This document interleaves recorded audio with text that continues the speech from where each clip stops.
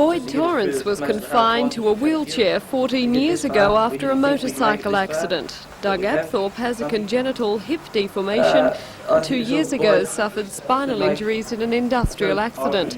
All too quickly, both learned with that sort of setback, making a solid career for themselves was going to be tough. We couldn't get a job anywhere. No one had hired us because we were disabled. So we started our own business off. After spending 2 years together at the Hunter Rehabilitation Service at Rankin Park Hospital, Doug and Boyd realised the region had nothing to offer its disabled in the form of a repair service.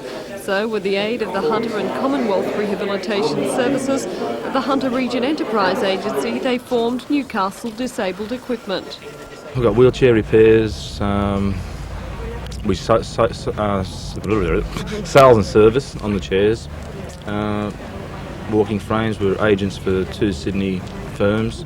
Today at Wickham, the service was officially opened by the Lord Mayor, Alderman John McNaughton. I hereby declare this business open.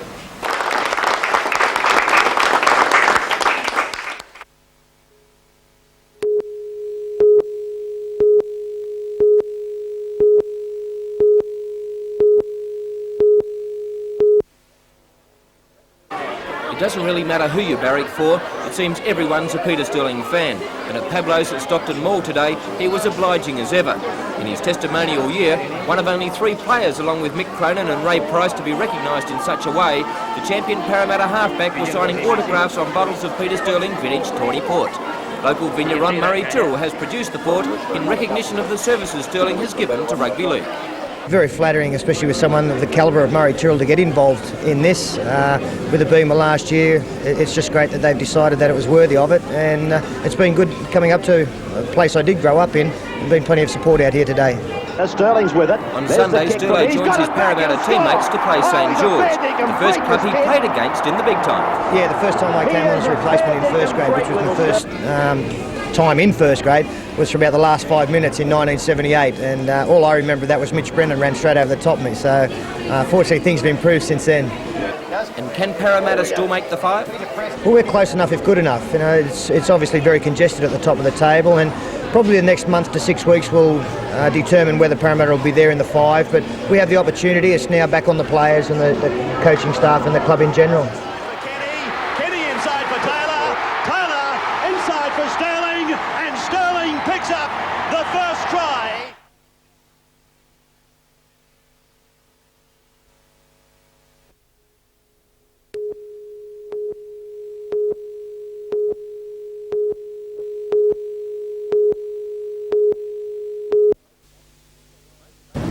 For most of us, the thought of arriving at the local golf club in a luxury BMW is just a dream. But every now and then it's not that bad just drooling at one of these marvellous machines. At the Newcastle Golf Club tomorrow, nearly 100 golfers tee off in the BMW Cup, one of 32 Australian qualifying tournaments. Gloucester BMW Market Development Manager and event organiser Peter Dodds explains the concept of this unique tournament. It's the first time that this has been held on such a scale for local club golfers, and it actually gives everyone a chance of winning an event of this size. We have 2 divisions playing here, and we'll have about approximately 90 to 100 starters in our competition here. The division is split into 2. We have scratch to 14 and then 15 to 27 handicappers, and we'll have a winner representing Newcastle on behalf of Gloucester BMW at Coolum in Queensland. How many qualifying teams Australian winners head to? We'll have it's on to Straslak Golf Course in Munich in September, Mike, in West Germany. All expenses paid, mind you, by BMW Australia, and the Hyatt Regency and Spalding are also sponsoring the winners of our local division here to go to Coolum in Queensland. Now, Dodsy, how do you and I get to be managers of the 2 that go over to Straslak? Don't know, Michael. I haven't worked that one out yet, but as soon as I do, I'll let you know.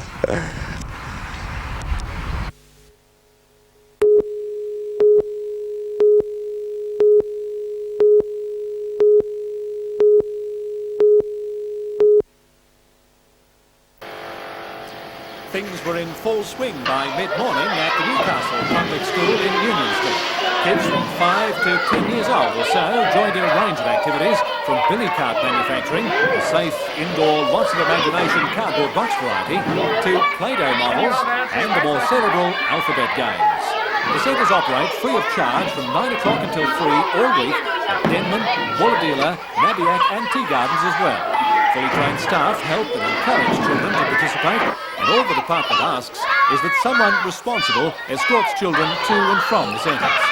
So no use complaining there's nothing to do.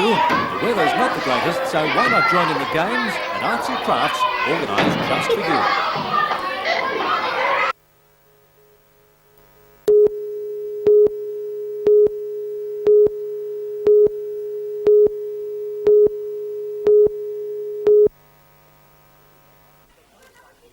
The bus idea follows closely on a paper petition which has been running for several weeks and closes on Monday the 17th. Those thousands of signatures will travel to Canberra to be presented to the House of Representatives aboard the Blue Ribbon Coaches vehicle, which will also take down local dignitaries for the event. Hunter residents are being urged to sign the bus, and by this afternoon, after only visits to Cessnock and the Walls End Plaza, it was already well on the way to being covered. The Lord Mayor of Newcastle, the Mayor of Lake Macquarie and the President of Port Stephens were among the first to put their names up publicly. The petition idea has really taken off, being adopted by the Newcastle Permanent Building Society since it was first hatched by Walls End businessman Terry Murray. Government and local government have been influenced in the past by very strong petitions, and we're proving here in Newcastle by the numbers of signatories that we've obtained that the people, and it is a people thing, this whole petition has been something from the community, from the people of Newcastle, to put our view forward to our government. Tomorrow the bus will be at Stockland Mall, Jesmond, Wednesday at Maitland and then East Maitland, Thursday at Charlestown, Friday at the Hunter Mall's Market Square and finally at Garden City on Saturday.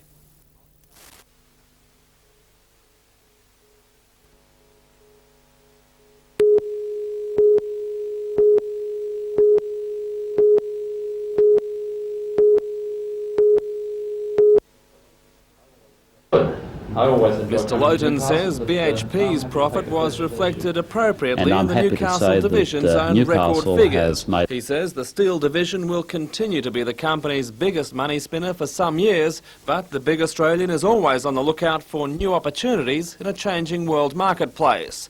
At the domestic level, he says Newcastle's continuing success will depend on improved technology and reduced manning levels.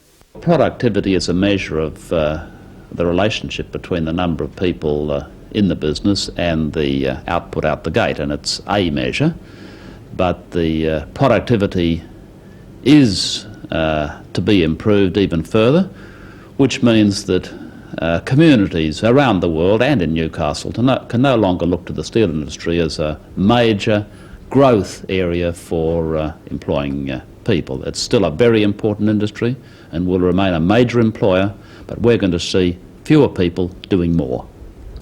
In an uncertain economic climate, Mr Lowton sees BHP tending more towards finished products, which would be more attractive to overseas customers. We've positioned ourselves to be flexible so that if economic activity in Australia does turn down in a marked way, then BHP is in a position to be flexible, and instead of selling products in the domestic market, we would then sell them in other markets. And he says Newcastle can expect to play a greater role in that international move. I see Newcastle moving up the chain of doing more sophisticated, more complex things that command a premium in the marketplace.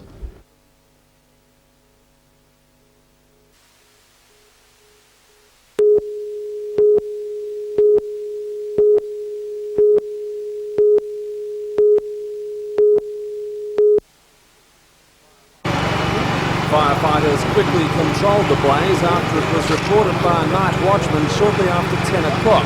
No, there was only that one bus alight. That one there? Yeah, that was that bus, that was the only one alight. Just the cabin area, that was alight. Dozens of buses were moved away from the inferno in a successful bid to save the fleet.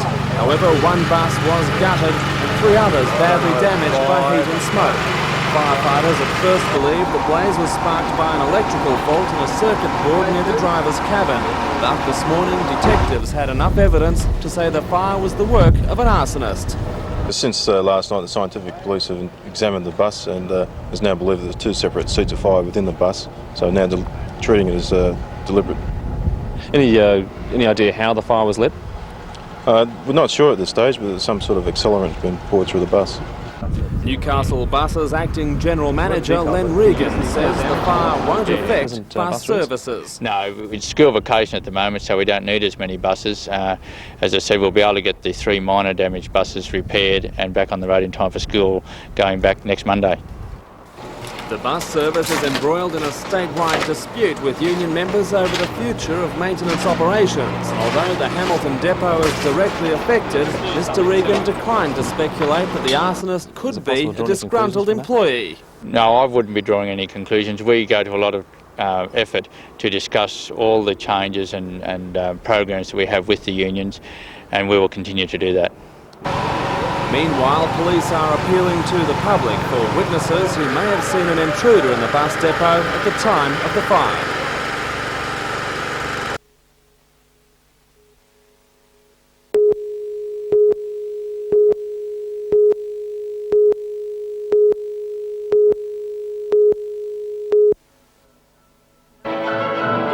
Tonight, these 45 musicians will don formal clothes to complete their impressive orchestral presentation. It's Giminiani Chamber Orchestra's second visit to Newcastle. Most of the musicians are either from the Victorian College of the Arts or Melbourne University. Aged between 15 and 28, they represent the best Victoria has to offer. Competition is fierce. Only 4 to 5 students make it into the Giminiani Orchestra a year. Rehearsals are tough. Dutch conductor and musical director Margot van Perkie is an exacting taskmaster.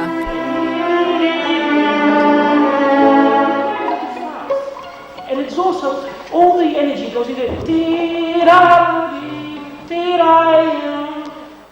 Tonight's program will include Beethoven's Pastoral Symphony, orchestral arrangement of String Quartet No. 8 in C minor by Shostakovich, and incidental music Pallias and Miscellandi by Sibelius.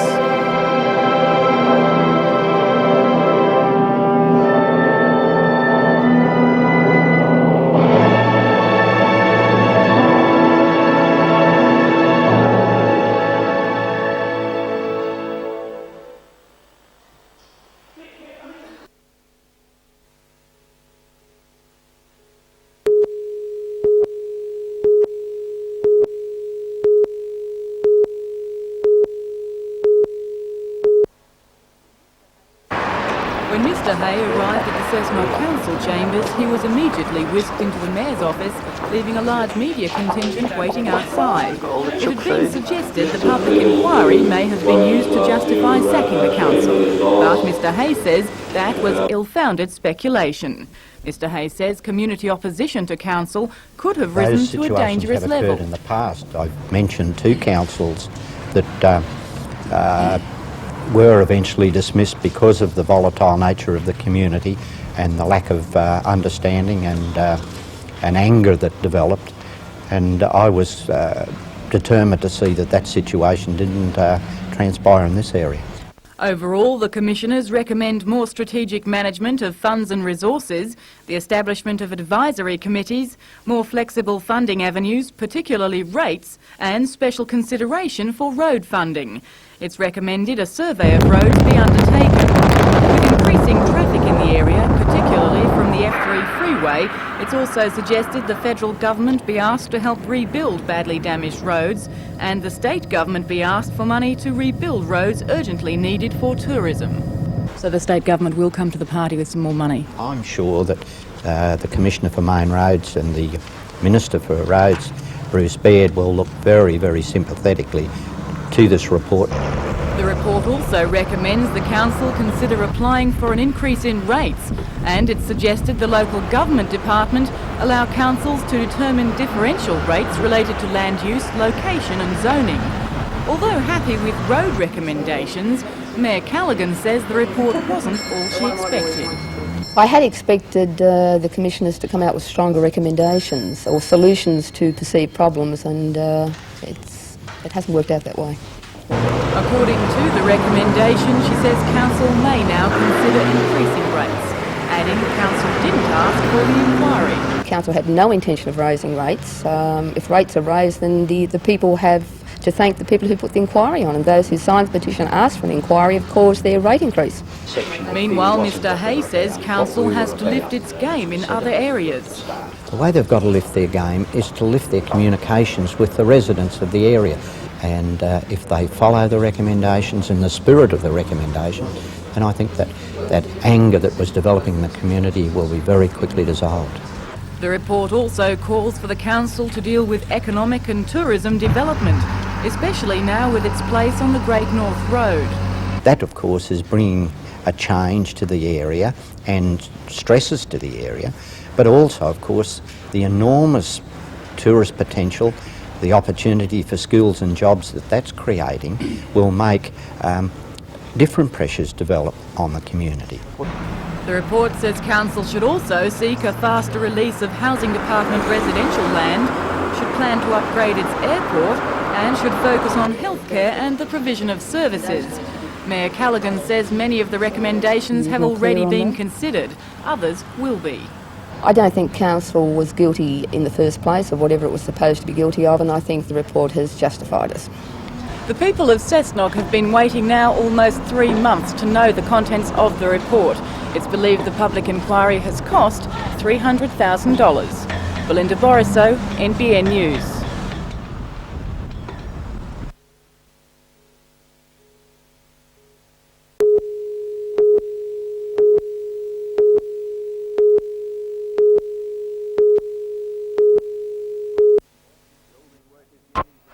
Building workers' unions and bosses have been discussing top-up compensation for 12 months now, following a Greiner government plan to restructure workers' insurance.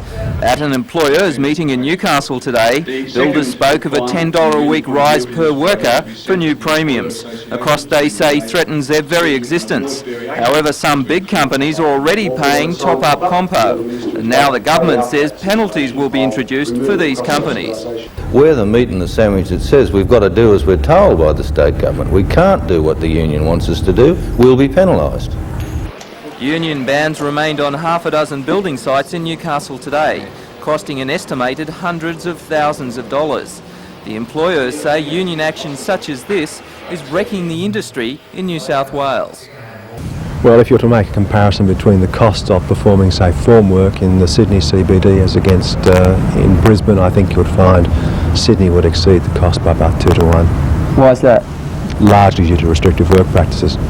I don't think that's the case. I think there's some real problems in the building industry. Compensation is essential, and a scheme proposed by the government instead of top-up is a joke. Really, the amendments are quite draconian and put injured workers in real jeopardy in terms of their quality of life. Legislation on the government proposal goes to Parliament in 2 weeks. Peter Ryan, NBN News.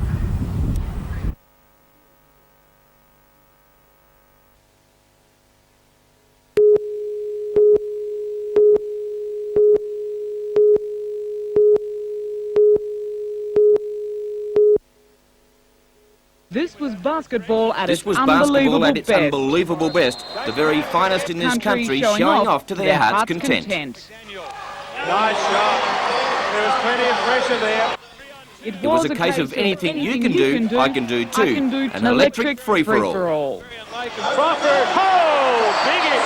That is a coast-to-coast slam. Chases up and gets it again. The South charged out to an 18-point break by half-time, but in the third quarter the North pegged them back. Thanks in particular to Andrew Gaze. He shot 17 points from the quarter, most of them from outside the three-point line. Then this classic encounter became a cliffhanger. North hit the front for the first time in the match with 2 minutes to play. The Glasshouse crowd went bananas. Stripped away by Keogh. North on the roll again. Johnson inside. Cripe back to the basket move. Missed. Does he get the rebound? Yes. And this time the basket. So the big fellow. Then it was the South's turn to scramble back. 1 point up. 45 seconds left on the clock.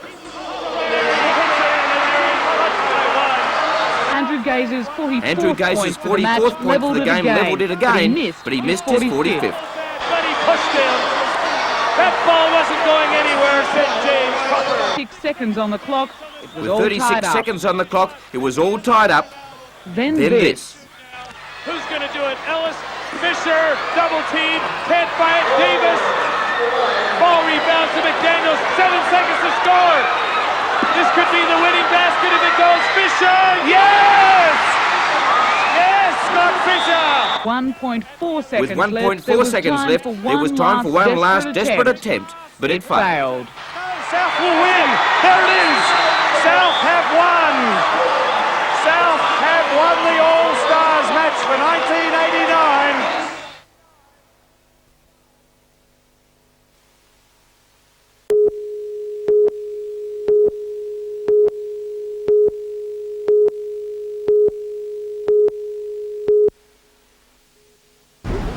The Aboriginal community of the Hunter region has a busy 7 days planned for National Aboriginal Week. This morning around 100 people gathered at Christchurch Cathedral to raise the Aboriginal flag high over Newcastle and signal the beginning of the week's activities.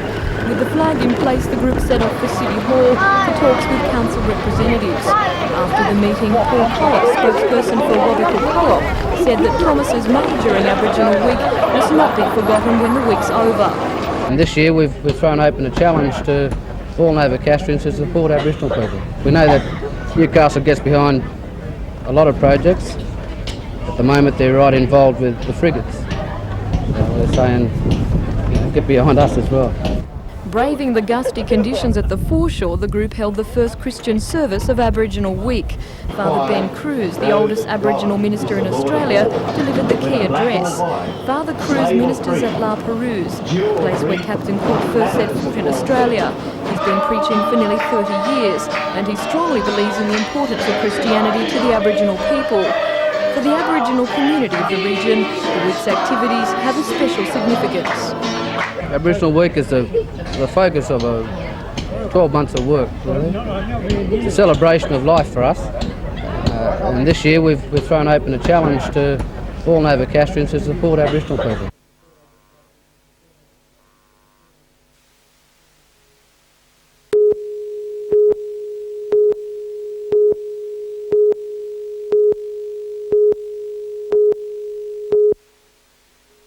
And due to their shallow draft, although the final submissions from both consortia are now behind closed doors, New being Zealand carefully is also dissected considering by various buying Defence Department subcommittees, AWS and Amicon have by no means abandoned the publicity campaign. Well, it's very important that that momentum that we've generated in Newcastle is continued. It is a very important project for Newcastle. It requires us to mobilise a lot of resources in AWS, and it requires a lot of resources and infrastructure to be mobilised in Newcastle. Just this morning, the Sydney Morning Herald carried a 4-page feature on the Hunter. Much of that was devoted to the frigates. And the New South Wales government fired one of its final salvos on behalf of the Newcastle consortium. As the announcement date draws near, the winner is expected to be known in the first 2 weeks of August. The project is capturing national attention. Channel 9's Today Show, intrigued by the widespread public support for the AWS tender, featured the frigate bid on its morning programme. Although its portrayal of Newcastle as an ugly industrial city has annoyed some residents, it did give the public support for AWS national acknowledgement. In production terms, it may not be the slickest of television commercials, but its effect on the Newcastle community has been enormous. Construction. It's a middle-sized frigate that has not had the widespread endorsement enjoyed by AWS, but Managing Director Dr. John White says it counts for little. Well, we could have mobilised similar support from Melbourne and certainly the western region of Melbourne, but our firm belief is that the government will make a sensible decision based on the merit of the industrial proposal. It's been absolutely fundamental to the project. It's been appreciated by Canberra, and certainly it's been welcomed and commented on. The community support, it gives them a very warm feeling and a sure feeling that our commitments will be met and that the Newcastle Managing Director of AWS, Doug Rosa, week. was back in Newcastle today, this time for a meeting with ALP members. He also confirmed that, as suggested in an NBN frigate documentary in May, the Dutch government had waived royalties for its designs, saving the consortium millions. Of the Dutch shipbuilding yard, Royal